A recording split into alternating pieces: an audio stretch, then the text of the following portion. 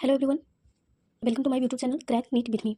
तो दोस्तों, नीट 2025 हम लोग का ठीक नहीं रहा, तो हमें फिर से फाइट बैक करना होगा नीट 2026 के लिए। मैं ओवरऑल वीडियो बना रही हूँ कि हमारा नीट 2026 के लिए पूरे साल का, पूरे ईयर की क्या हमारी रोड मैप होगी। मैं उसको एक ही वीडियो में कंक्लूड करना चाहती हूँ, क्योंकि मैंने सारे टीचर का देख लिया। फिजिकल केमिस्ट्री वाले टीचर हो या इनऑर्गेनिक केमिस्ट्री के टीचर हो या फिर फिजिक्स के टीचर हो, बायोलॉजी को हो या फिर ऑर्गेनिक केमिस्ट्री के टीचर हो, सारे टीचर्स का मैंने वीडियो देख लिया, सबके रोड मैप देख लिया। तो मुझे कंक्लूजन यही निकला कि सारे में टोटल जो वीडियो थे सब में कुछ कुछ पॉइंट जो था सेम ही लगा मुझे। तो मैं ओवरऑल नीट 2026 के लिए मैं ये बना रही हूँ कि रोड मैप क्या होना चाहिए, हमें पूरी ईयर क्या कंसिस्टेंसी के साथ फॉलो करना चाहिए। पहली बात तो नीट 2025 अच्छा नहीं रहा। जो जिनका अच्छा है तो उनको कांग्रेचुलेशन, उनके कॉलेज तो अलॉट हो जाएंगे। बट जिनको मेरी तरह जिनके साथ मेरी तरह नीट 2025 अच्छा नहीं गया, तो उनको फाइट बैक करने की अब जरूरत आ गई है। ये हमारे लिए सबसे क्रूशियल टाइम है, बट इसी टाइम हमें डिसीजन लेना होगा। तो we ready for NEET 2026। Okay, तो मैं तो नीट 2026 के रोड मैप की बात कर रही थी। तो हमेशा ये माइंड में आप लेकर चलो, आप या मैं जो भी हूँ, लास्ट ड्रॉप, ये मेरा लास्ट ड्रॉप है। ऐसा मतलब ऐसा माइंड में थिंकिंग बनाकर चलना होगा, तभी हमारा माइंड ज़्यादा अच्छे से वर्क कर पाएगा। मुझे ऐसा लगता है कि हमारा जो भी हो, फर्स्ट ड्रॉप हो, सेकंड ड्रॉप हो, थर्ड हो, फोर्थ हो, जो भी हो, उसको आप लास्ट ड्रॉप की तरह लो। आप एक ये कॉम्पिटिशन है ना, कॉम्पिटिशन, इसको लास्ट ड्रॉप की तरह आप देखो। उस बैच देखिए, 18 2.0 को मैं फॉलो कर रही हूँ। पीडब्ल्यू को मैं ज़्यादा प्रीफर देती हूँ, क्योंकि वहाँ के टीचर मुझे बहुत अच्छे लगते हैं, प्लस समझ में मुझे बहुत अच्छी आती है। तो कल से बैच स्टार्ट हो रहा है 19 में से। इसमें 2 टीम है, अल्फा टीम और लीजेंड टीम, दोनों बेस्ट है। आप दूसरे भी प्लेटफॉर्म से पढ़ रहे हो तो आपके लिए ये वीडियो ज़्यादा हेल्पफुल होगा, ये भी वीडियो ज़्यादा हेल्पफुल होगा। और जो पीडब्ल्यू से भी पढ़ रहे हैं उनके लिए भी हेल्पफुल होगा। तो दोनों बैच ही 18 2.0 की जो भी टीम है, अल्फा टीम और लीजेंड टीम, दोनों ही बहुत ज़्यादा अच्छे टीचर हैं। उसमें बहुत ज़्यादा अच्छे टीचर प्रेजेंट हैं। आप ओरिएंटेशन सेशन जाकर देख सकते हो। तो मैं यहाँ बात करी थी नीट 2026 के रोड मैप की बात। तो देखिए, सब में सेम ही है कि आपको सिलेबस कंप्लीट करना है, स्टडी मटेरियल करना है, टेस्ट का एनालिसिस करना है, रिवीजन करना है। बट हमसे हो नहीं पाता। स्टार्टिंग में हमारे पास जोश और जुनून ज़्यादा होता है, तो स्टार्टिंग में हम लोग ज़्यादा ध्यान देते हैं, बट धीरे धीरे ना बैकलॉग क्रिएट कर देते हैं। यही सब मिस्टेक है जो हमें नीट 2026 में नहीं करनी है। जो हम लोगों ने नीट 2025 में मिस्टेक की, उसको अब इंप्रूव करने का टाइम आ गया है। तो हमें पहले उसके लिए मैं क्या करना होगा, पहले सिलेबस कोई भी आप फॉलो कर रहे हो, कोई भी टीचर को फॉलो कर रहे हो, या तो ऑनलाइन या ऑफलाइन, पहले सिलेबस कंप्लीट करो। पहले सिलेबस नहीं, मतलब सिलेबस के साथ साथ भी आप रिवीजन कर सकते हो, क्योंकि हमारे पास टाइम कम है। तो सिलेबस करिए, फिर स्टडी मटेरियल करना है। स्टडी मटेरियल में क्या, पीवाईक्यू करना है, रेफरेंस बुक करना है, फिर टेस्ट करना है, टेस्ट का एनालिसिस करना है कि कितने क्वेश्चन हमारे सही हुए, कितने क्या गलत हुए। नेक्स्ट है हमारा रिवीजन करना। इसमें भी इतना होने से पहले हमें पहला स्टेप हमें करना होता है, फर्स्ट वेरीफाई योर टीचर। मतलब वेरीफाई करना होता है। जैसे कोई टीचर है, कोई भी टीचर है, तो हमें पहले उनको देखना होगा कि कैसे वो पढ़ा रहे हैं, हमें पढ़ने में समझ आ रहा है कि नहीं, हमारी ट्यूनिंग सेट हो रही है कि नहीं। अगर जो आप एक बार वेरीफाई कर लेते हो टीचर को, एक के साथ आपको समझ में अच्छी आ रही होती है, तो आप दूसरे के साथ कभी भी ये मत करो कि टीचर चेंज कर लिया, एक मंथ बाद या एक वीक बाद टीचर चेंज कर लिया, ऐसा कभी मत करो। उसके बाद सबसे मेन इंपॉर्टेंट होता है उस टीचर के साथ आपका ट्रस्ट। आप उस टीचर पर ब्लाइंडली ट्रस्ट करो, क्योंकि वो टीचर हमारे सिलेक्शन के लिए बहुत मेहनत करते हैं। तो ट्रस्ट योर टीचर पहले वेरीफाई करें, फिर ट्रस्ट करें, ब्लाइंडली ट्रस्ट करें उस टीचर पे। स्टेप सेकंड होता है सेक्रीफाइसेस। हमें सेक्रीफाइसेस करना होगा। हमारे सपने अगर जो बड़े हैं तो उसके लिए सेक्रीफाइसेस भी करने होंगे। सेक्रीफाइसेस के लिए हमें रेडी रहना पड़ेगा। सेक्रीफाइसेस बोले तो क्या, जैसे कि फ्रेंड्स के साथ मस्ती, फालतू का टाइम वेस्ट और सोशल मीडिया पे ज़्यादा टाइम तक रहना, वो सब सेक्रीफाइस करना पड़ेगा। नींद वगैरह तो आप 7 घंटे लोगे, लेकिन उससे ज़्यादा एक्सेस नींद नहीं लेना है।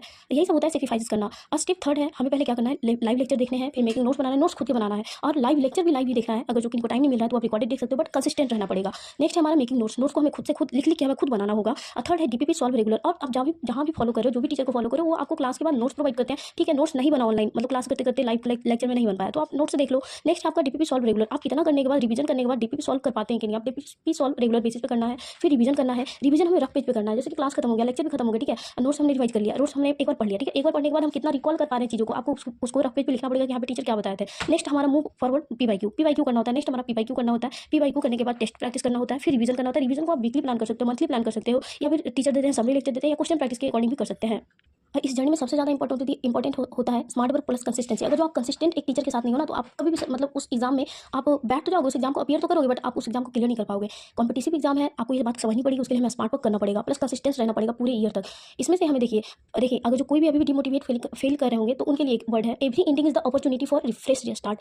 आप अभी कुछ खत्म नहीं हुआ, फिर स्टार्ट फिर से कर सकते हो, फिर से आप मूव ऑन कर सकते हो, आप चीज़ों को फिर से स्टार्ट करने की ट्राई कर सकते हो, आप उससे भी बेहतर करोगे। अगर जो देखिए इंसान अपनी गलतियों से सीखता है, तो आप फिर से स्टार्ट कर सकते हो, जैसे मैंने किया। तो इसमें बेसिक हमारा वही मैंने फिर से बताया कि लाइव लेक्चर करना होगा, रिकॉर्डिंग कर सकते हो, नोट्स मेकिंग कर सकते हो। और सारे जो टीचर्स हैं ना पीडब्ल्यू के, सारे लोग बहुत यूनिक तरीके से हम लोग के क्वेश्चन प्रैक्टिस के लिए बहुत यूनिक तरीके से सारे कुछ किए हुए हैं, अरेंज किए हुए हैं। इस बार तो क्वेश्चन प्रैक्टिस बहुत कुछ देखने को मिलेगा, और उसमें बैच में बहुत सारी फैसिलिटीज़ भी है जो कि इस बार न्यू आई है। तो देखते हैं, कल से बैच स्टार्ट हो रहा है। मैं अब डेली आपको शॉर्ट्स में, मतलब मैं शेयर करूँगी अपनी थॉट्स को शेयर करूँगी, और मेरा क्या डिसिप्लिन मैनर है, मैं कैसे रूटीन फॉलो कर रही हूँ, वो मैं आपको डेली के डेली शेयर करूँगी। और आप मेरे साथ भी या फिर टीचर के साथ भी रहकर कंसिस्टेंट हो सकते हैं।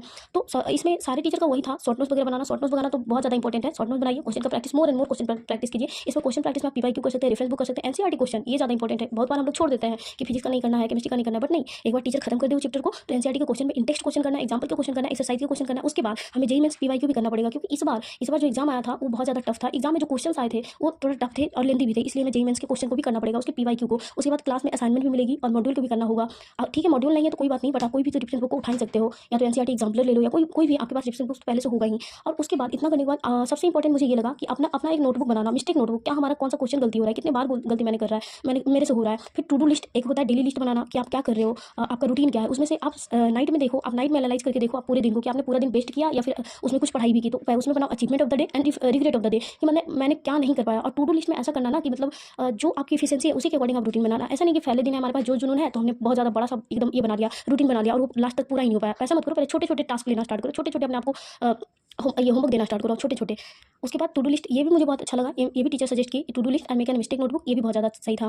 फिर रिवीजन में हमें क्या करना होगा, रिवीजन में सबसे ज़्यादा प्रॉब्लम होती है, रिवीजन में करंट सिलेबस भी चल रहा होता है प्लस प्रीवियस का भी हमें करना होता है। तो करंट सिलेबस को तो साथ साथ में रिवाइज करेंगे प्लस प्रीवियस सिलेबस को अकॉर्डिंग टू टेस्ट देखेंगे, या तो टेस्ट तो होते रहते हैं एवरी वीक में, तो टेस्ट के अकॉर्डिंग आप प्रीवियस सिलेबस को ये रिकॉल कर पाओ या रिवीजन करो। या तो आप कर सकते हो कि मंथली या वीकली आप उसको डिसाइड कर लो कि इस चैप्टर खत्म हो गया तो इस चैप्टर को मैं आगे इतने दिन में कंप्लीट कर लूँगी, फिर से रिवाइज कर लूँगी। उसके बाद रिवीजन एक और बिफोर द क्लास स्टार्ट होने से पहले, ऐसे नहीं कि कल मैंने पढ़ा उसको मैं उठा के दूसरे क्लास में चल गया, ऐसा नहीं होना चाहिए। ऐसा होना चाहिए कि रिवीजन इसलिए बोला गया क्लास के पहले कि आप जिसकी क्लास है, जिस भी सब्जेक्ट की क्लास है उसके पहले एक बार आप रिकैप कर लो कि आपको पीछे प्रीवियस क्लास में क्या पढ़ाया गया था, एक बार पढ़ के आओ तो ज़्यादा अच्छे से समझ आता है। Plus notes plus question practice, ये सबसे ज़्यादा इंपॉर्टेंट है रिवीजन में, मैंने ये बता दिया। फिर टेस्ट एंड एनालिसिस, इसमें भी क्या मार्क्स कितने कम आ रहे हैं कि कहाँ, मार्क्स भी नहीं देखना है, मार्क्स नहीं देखना है कि कम आ रहा है ज़्यादा जा रहा है, आपको सबसे ज़्यादा इंपॉर्टेंट होता है इसमें रैंक देखना। टेस्ट और टेस्ट के एनालिसिस में आपको सबसे ज़्यादा इंपॉर्टेंट जो होता है रैंक को देखना होता है।